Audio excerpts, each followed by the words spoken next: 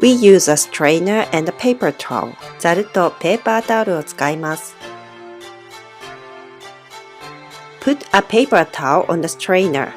ザルにペーパータオルを乗せます。Put yogurt in. ヨーグルトを入れます。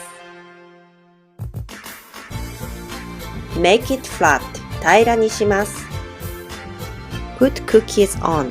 クッキーを乗せます。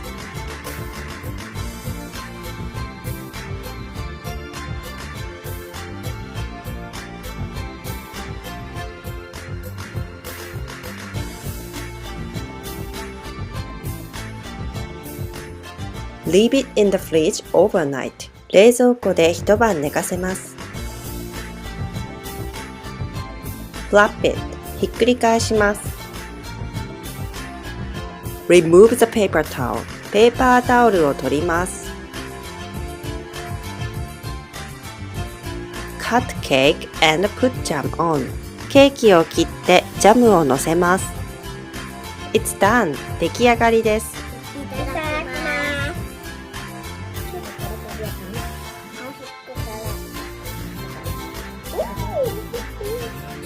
酸っぱいね。